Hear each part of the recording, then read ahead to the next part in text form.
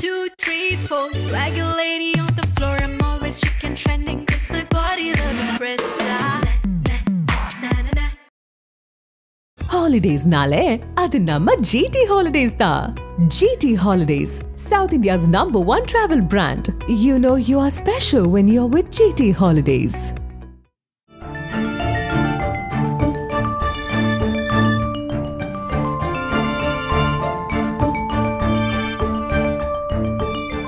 உங்கள் ஜீரண கோளாறுகளுக்கும் வயிற்றெரிச்சலுக்கும் சரியான ஒரு தீர்வு.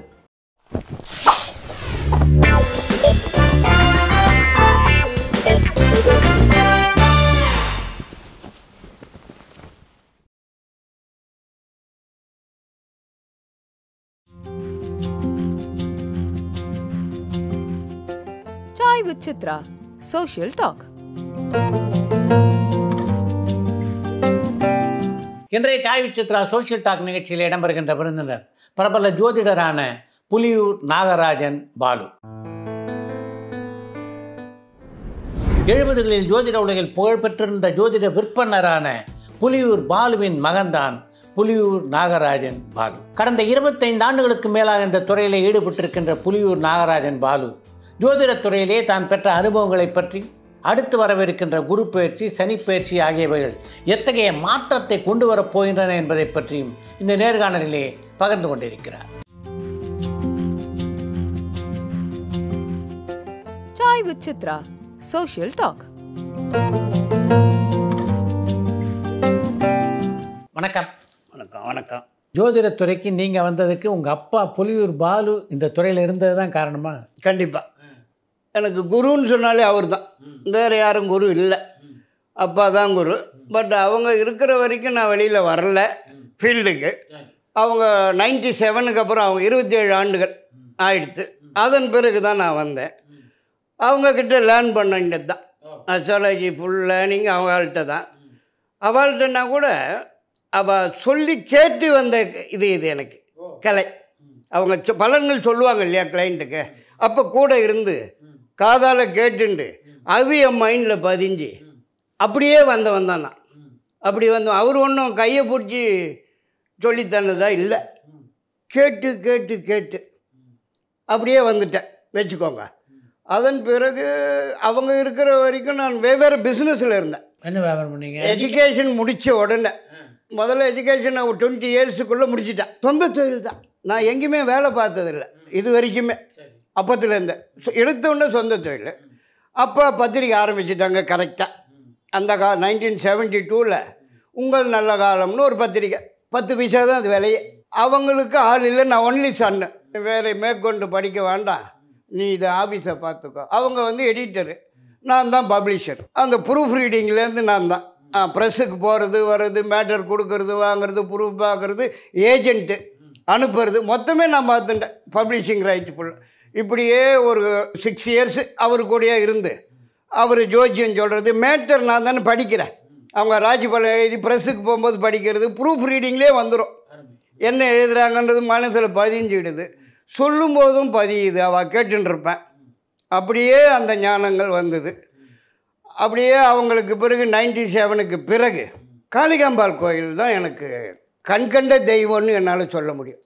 இப்பையும் காளிகாம்பாள் அவங்க பெரியவங்க இருந்தாங்க, சண்முக சிவாச்சாரியாரும். இப்போ இருக்கிறவாள்லாம் சின்னவங்க, அவளுக்கும் அப்பா இல்லை, அவங்களையே அறிமுகமாகி இப்பொழுதும் கூட 27-28 ஆண்டுகளாக எவ்ரி ஃப்ரைடே அங்கே போயிடுவேன்.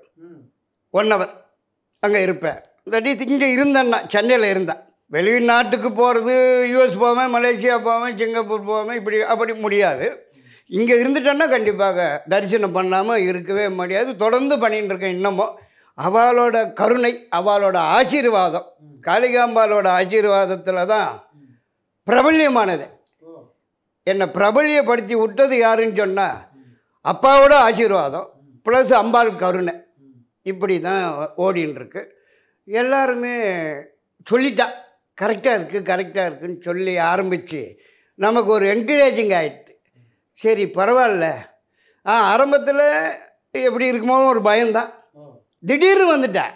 அப்பா காலமான அடுத்த நாள் நான் எழுத ஆரம்பிச்சிட்டேன். அடுத்த நாள் அடுத்த வாரம் மலேசியாவுக்கு அனுப்பி ஆகணும் ராஜ்பலன். அவர் இந்த வரைக்கும் அவர் அனுப்பிட்டார். 1 மந்த் அட்வான்ஸாக போயிடும் அங்கே இருக்கும். நான் ஃபோன் பண்ணி கேட்டுட்டேன். இந்த மாதிரி அவன் பேப்பரில் போட்டான், ஃபோட்டோ போட்டு இந்த மாதிரி பிரபல ஜோதிடர் புலியூர் பாலுக்கா எல்லாம் போட்டுட்டான்.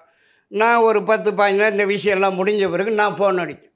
நான் பண்ணுறேன் சார் இனிமேல் வார ராசி பலன். அப்போ தமிழேசனுக்கு ராசி பலன் சரி எழுத ஆரம்பித்தேன். ஏகப்பட்ட லெட்டர்ஸ் அப்போல்லாம், இந்த ஃபோனெல்லாம் அப்போ கிடையாது, செல்ஃபோனு கிடையாது, லெட்டர் போட்டானுங்க. ரொம்ப பிரமாதமாக இருக்குது சார் உங்களுடைய ராசி பலன், அப்பா விட மிஞ்சிட்டீங்கன்ட்டான். அது அம்பாலோட அருள், எனக்கு காளிகாம்பால் அருள். அது ஏகப்பட்ட லெட்டர், நிறைய லெட்டர். அதுலேருந்து இன்னும் என்கரேஜ் ஆகிடுச்சு. பரவாயில்ல போல் நம்மளும் பண்ணலாம் போல் இருக்கு இதை அப்படிங்கிற ஒரு இதில் தொடர்ந்து பண்ணிட்டு வந்து மாத பத்திரிக்கை ஆரம்பிச்சிட்டேன். சுபஜோதிடம்னு ஒரு மந்த்லி மேகசின் இங்கே. அதுவும் ஒரு 20 ஆண்டுகள் பண்ணினேன் நான். ஆசிரியர் தான், பப்ளிஷர் வேறு. ஆசிரியராக இருந்து ஒரு 48 பக்கம் அது. அந்த ஃபுல் நான் தான். அதுக்கப்புறம் வெளியாட்களும் அதில் எழுத இடம் கொடுத்தேன். ராஜி போல் நிறைய அந்த சேல்ஸ் பார்த்தேன்னா மந்த்லி. இவன் அதுக்கு முன்னே பப்ளிஷர் இந்த அளவுக்கு சேல்ஸ் பார்த்ததில்ல. அவர் வெவ்வேறு பத்திரிக்கை பண்ணார், ஜோசியம் பண்ணலை. காமிக்ஸு நாவல் போடுறவர், ஆவிகள் இப்படியெல்லாம் போட்டிருந்த ஒரு பப்ளிஷர். இதை போட்டார், சரியான சேல்ஸ், ரொம்ப நல்லா போச்சு. ஒரு காலகட்டத்தில் உங்கள் அப்பா எழுதின சனிப்பயிற்சி பலனும் குரு பயிற்சி பலனும் பார்த்தீங்கன்னா லட்சக்கணக்கில் விற்றது. கண்டிப்பாக அதிகமாக அந்த காலகட்டத்தில் ராசி பலன் புக்கு விற்றதுன்னா உங்கள் அப்பா அதான் உண்மை, அதுதான் உண்மை. ராசி பலன் புத்தகம் மட்டும் அந்த வீக்லி பேப்பர் ஆரம்பித்த பாருங்க, வெரி லீடிங் சர்க்குலேட்டடாக போயிருந்தது. அப்படிப்பட்ட உங்கள் அப்பா எந்த காலகட்டத்திலேயாவது எனக்கு பின்னாடி நீ இந்த துறைக்கு வருவே அப்படின்னு உங்ககிட்ட சொல்லியிருக்காரா? நீ வரமாட்டடான்னு தான் சொன்ன. உனக்கு இது வேண்டான்னே சொன்னார். இது என்னோட போட்டோம், உனக்கு வராதுன்னு வேறு சொன்னார். ஆனால் கடைசி நாள் வித்தின் 1 ஹவரில் சிவியர் ஹார்ட் அட்டாக்கில் தான் போனாங்க அவங்க. 19 கையை பிடிச்சிட்டார். வேறு ஆள் இல்லை, நான் தான் ஒன்லி சண்டை. கையை பிடிச்சிட்டு கிட்டத்தட்ட ஒரு 5 மினிட்ஸு அவங்க என்ன சொன்னாங்கன்னு தெரியல எனக்கு. அப்போ தான் அவங்களுடைய அருளை கொடுத்தாங்க. அது ஏறிடுச்சு. கையை பிடிச்சிருந்தாங்க 5-10 நிமிஷம், கையை விடலை. அதில் வந்த அருள் தான் இன்றைக்கி நான் போயிடுச்சின்னு இருக்கேன். என்னால் அது தாங்க முடியல. அந்த இழப்பு மிகப்பெரிய இழப்பு ஆகிப்போச்சு. 27 ஆண்டு வேறு பிஸ்னஸ் பண்ணின்றேன். அப்போ நான் இதில் வரல, இந்த ஃபீல்டுக்கே வரல. இது வேண்டான்னு சொன்னவர் அன்னைக்கு கொடுத்தார், நீ பண்ணுன்னு. மறைமுகமாக பேச முடியாமல் அடுத்த நாள் வந்துருச்சு சார். அடுத்த நாள் நான் ஆரம்பித்தேன், சொல்ல ஆரம்பித்தேன், எழுத ஆரம்பித்தேன். மிகச்சிறப்பான வரவேற்பு கிடைச்சிது. அடுத்த நாள்லேருந்து அந்த மலேசிய பத்திரிகைக்கு எழுத ஆரம்பித்ததுலேருந்து தான் எனக்கு வரவேற்பு அதிகம். எல்லோரும் லெட்டர் போட்டான். உங்கள் அப்பா ஜோசியம் சொன்னதை பல நாட்கள் பக்கத்தில் இருந்து பார்க்கக்கூடிய வாய்ப்பு உங்களுக்கு கிடைச்சிது. அதில் நீங்கள் ஆச்சரியப்பட்ட சம்பவங்கள் அப்படின்னு எதெல்லாம் சொல்லலாம்? அவங்க யாருக்கு சொன்னாலுமே 100% சொல்லிட்டு போனவ தான் பார்த்துருக்கேன், கரெக்டாக இருக்குன்ட்டான். நானும் பல ஜோசியனை பார்த்துட்டேன் இது வரைக்கும், இப்படி யாருமே சொன்னதில்லை. அந்த மாதிரி நிறைய பார்த்துட்டேன். அந்த காலத்தில் பார்த்தீங்கன்னா இவங்க சிட்டாடல் வசந்தான்னு உங்களுக்கு தெரியும், நடிகை, இரவும் பகலும் கதை, அவங்க தான். அவங்க வந்தாங்க, நேரிலே வந்தாங்க. அப்பா ஜோசியம் அவர் வி.கே. ராமசாமிலாம் வந்திருக்கார். அந்த வீட்டுக்கே வந்துட்டார். வி.கே. ராமசாமி காலம். அவர் கூட இந்த ஒரு குண்டுமணியை ஒருத்தர் இருப்பார், நடிகர், எல்லாம் வந்தாங்க. இந்த அம்மா சிட்டாடல் வசந்தா பார்த்தாரு, தூக்கி விசிறி அடித்தார் ஜாதகத்தை. ஒன்றும் சரியில்லையேன்னார். நமஸ்காரம் பண்ணிட்டேன். மாமா மன்னிக்கணும், மொத்தமே சொல்லிட்டார் கதையை. அது சொல்லக்கூடாது, நான் சொல்லிட்டார். கீழே வந்து நமஸ்காரம் பண்ணிட்டேன். எல்லாமே சரிதான் மாமா. இப்படி ஒன்று. இதன் பிறகு பார்த்தேன்னா தமிழானம் வந்திருக்காரு. தமிழானம் வந்துட்டார் பார்க்க. நிறைய பெரிய ஆட்கள்லாம் வந்துட்டார் எல்லாருமே. அவரும் எங்கேயும் போக மாட்டார். அவர் எழுதின தமிழ்நேசத்தில் தான் நான் எழுதினேன். ஆனால் அவர் ஒரு நாளும் மலேசியா போனதில்லை கடைசி வரைக்கும். நான் 30 முறை போயிட்டு வந்துட்டேன். அந்த பத்திரிகை தொடர்ந்து அவங்க போனதில்லை. இந்த மாதிரி நடிகர் நடிகைகளையும் பார்த்துட்டாரு. நிறைய பேர் வந்தான் நேரில்.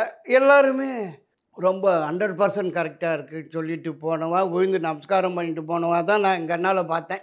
அதிலேருந்து எனக்கு ஒரு உந்துதல் ஆகிப்போச்சு. சரி, ஆனால் அவர் இருக்கிற வரைக்கும் நான் ஜோசியம் சொல்லுவேன்னு அவருக்கு சத்தியமாக தெரியாது போல இருக்கு. இந்த துறைக்கு வானான்ட்டார் அவங்க. வானா நீ வரமாட்டடான்னாருங்க. ஆனால் கடைசி நாள் வர்றதுக்கு உண்டானது எல்லாமே பண்ணிட்டு போயிட்டாரு. 5-10 நிமிடங்கள் கை அழுத்தத்தில் அவங்களோட மொத்தத்தையும் கொடுத்துட்டு போயிட்டார். அதில் தான் நான் வந்துட்டேன். இந்த ராசி பலன் எழுதினை தவிர நீங்கள் முதலாக ஜாதக குறிப்பை பார்த்து யாருக்கா பலன் சொல்லியிருப்பீங்கல்ல, நீங்கள் சொன்ன ஜோசியத்தை கேட்டு வேந்து முதல்ல உங்களை பாராட்டினது யார்? மினிஸ்டர், மலேசியா மினிஸ்டர்லாம் பார்த்துட்டேன். அவரே வந்துடுவாங்க இங்கே மாதிரி, அங்கே நேராகவே ரூமுக்கே வந்துடுவாங்க. மலேசியா மினிஸ்டரு அவங்க டத்தோ சரவணன், மினிஸ்டர் முன்னாடி மினிஸ்டர் இருந்தார். மினிஸ்டர் நிறைய வாட்டி அவங்க ஜாதகத்தை பார்த்துருக்கேன். அவங்களுக்கு சொன்னேன் மினிஸ்டர் ஆகிறதுக்கு முன்னாடி மினிஸ்டர் ஆவீங்கன்ட்டு. கண்டிப்பாக ஆவீங்க வேண்டாம், கண்டிப்பாக ஆவீங்க. அப்போ அந்த எலெக்ஷன் டைம் நான் அங்கே இருக்கேன். வந்துட்டார். இப்போ எலெக்ஷன் 2-3 மாதத்தில் வரப்போகுது எலெக்ஷனு. காமிச்சார், நீங்கள் ஏற்கனவே ஒரு தொகுதியில் பெரிய தலைவராக இருக்கணுமே என்ன. ஆமான்னாரு. இப்போ இந்த சீட்டுக்கு, எம்எல்ஏ சீட்டுக்கு, எம்பி சீட்டுக்கோ ஏதோ முயற்சி பண்ணின்னு இருக்கீங்க, கண்டிப்பாக கிடைச்சிரும். நீங்கள் எம்பி ஆகிட்டேன்னா மினிஸ்டர் கண்டிப்பாக உறுதின்னு. அதே மாதிரி எம்பி ஆகிட்டார், அதே மாதிரி மினிஸ்டர் ஆகிட்டார். ஃபோனில் சொல்லிட்டார். அருமை. அடுத்த தடவை நான் போகும்போது நேராக வந்துட்டார். நீங்கள் சொன்னபடி தான் எம்பியும் ஆகிட்டேன், மினிஸ்டரும் ஆகிட்டேன். இதில் நான் சொல்கிறதெல்லாம் 5 ஆண்டுகளுக்கு முன்னாடி கதை. இப்போ வேறு ஆட்சி வந்திருக்கு அங்கே. அப்போது அதே இப்போயும் அடிக்கடி டச்சிங்கில் இருக்கார். நம்பர் என்கிட்ட இருக்குது, ஃபோன் பண்ணுவார். இங்கே வந்தால் என்னை கூப்பிட்ருவார். ஹோட்டல் ரெசிடென்சியில் தங்குவார், ஃபோன் பண்ணுவார். அவங்களெல்லாம் போய் நான் எப்படி வீட்டுக்கு வான்னு சொல்கிறது, மினிஸ்டர் லெவலில். மற்ற ஆட்களெல்லாம் நான் போக மாட்டேன். இவங்க மலேசியாக்காரங்க, நான் போயிடுவேன். எப்போ வந்தாலும் என்னை பார்க்காம போக மாட்டார். இப்பயும் கேட்டிருக்கார். ஒரு 2 மாதங்களுக்கு முன்னே பார்த்தேன். இப்போ நீங்கள் மீண்டும் நீங்கள் நிற்கிறதா இருந்தால் வெற்றி, சீட்டு கிடைச்சா வெற்றி நிச்சயம், வெற்றி ஆனால் மினிஸ்டர் நிச்சயம். அதில் சந்தேகம் இல்லை. உங்கள் ஜாதகம் அப்படி. நீங்கள் உங்கள் ஜாதகத்தினால தான் நான் சொல்கிறேன். இவங்க பெரிய அளவு பிஸ்னஸ்மேன் நிறைய பேர் வந்திருக்கான். நீங்கள் திருக்கணிதம் பார்க்குறீங்களா? திருக்கணிதம் தான். திருக்கணிதம் வாக்கியம் பார்க்க மாட்டேன். என்ன ரெண்டுக்கும் வித்தியாசம் நீங்கள் நினைக்கிறீங்க? ஜாதகம் அப்படின்னா திருக்கணிதத்தை தான் போடணும் பெஸ்ட்டு. இந்த கோவில் பூஜை, கோயில் சமாச்சாரம்லாம் வாக்கியம். கோயில் குருக்களுங்கள்லாம் வாக்கியம் தான் பார்ப்பான். அந்த பாம்பு பஞ்சாகம் ஜாதகத்துக்குன்னு பார்த்தேன்னா அது சரியாக வரல. வாக்கியம் சரியாக வரல, திருக்கணிதம் சரியாக வருது. அதை நான் பல முறை பல பேர்கிட்ட சொல்லிட்டேன். யார் வந்தாலும் நான் தான் போடுவேன்னு சொல்லுவேன் ஜாதகம். அவங்க நான் தான் பார்க்க மாட்டேன். ஜாதகம் எடுத்துன்னு ஒரு நோட்டு அப்படியே கொடுத்துரு. அதில் உன்னுடைய டேட் ஆஃப் பர்த்து டைம் மட்டும்தான் நான் எடுத்துப்பேன். நான் போடுறேன் திருக்கணிதத்தில் போடுவேன்றது நம்ம சிஸ்டத்தில் தான் போடுவோம். திருக்கணிதம் போட்டு அதை வச்சு தான் பலன். அவன் கொண்டாடுற ஜாதகத்தை பார்க்க மாட்டேன். எதனால் பார்க்க வேண்டிய இந்த அதில் டிஃப்ரென்ஸாக இருக்கும். அவன் கொண்டாடுறது வாக்கியத்தில் கணிச்சிருப்பான். நான் திருக்கணிதனால துல்லியமாக இருக்கும். ஆனால் இன்னும் ஒன்று சொல்லிக்கிறேன்.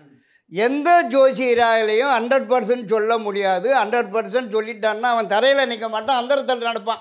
ஜோசியனுங்க எவனும் தரையில் நடக்க மாட்டான். 100% சொல்லிட்டான்னா சொல்ல முடியாது. ஏன்? கடவுள் ஒருத்தரால் தான் முடியும். கடவுள் அப்புறம் நீ சொல்லிட்டுன்னா நீ கடவுளுக்கும் உனக்கும் வித்தியாசமே இல்லையே. அப்புறம் என்ன கோயிலுக்கு ஏன் போகிறான்? ஒன்றை பார்க்க வந்துடுவானே. உன்னால் சொல்ல முடியாது. எந்த ஜோசியினால் முடியாது, என்னாலையும் முடியாது.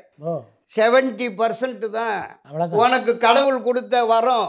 நீ 100% ஜோசியம் கரெக்டாக சொல்லிட்டியா, ஆனால் துல்லியமா நீ நடக்க மாட்ட தரையில், நீ அந்தரத்தில் பரப்ப.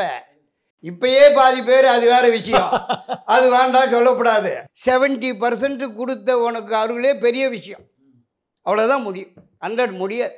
அது நீ எழுதினாலும் முடியாது, சொன்னாலும் முடியாது. இவ்வளோதான் உனக்கு அவர் கொடுத்த வரோம். இதுதான் எந்த ஜோசியம், எப்பேற்பட்ட ஜோசியம். மருத்துவரில் பொறுத்த வரைக்கும் சார் அவர்கிட்ட கைராசி, அவர்கிட்ட போனால் குணமாயிடும், ஏன்னா அப்படிப்பட்ட ராசின்னுவாங்க. அது மாதிரி ஜோசியர்களுக்கும் அவர் எவ்வளோ திறமைசாலியாக இருந்தாலும் இந்த ராசி உண்டா? இப்போ அந்த வார்த்தைகள் இருக்கு பாருங்க, அவர் சொல்லக்கூடிய வார்த்தைகளை நம்புகிறாங்க.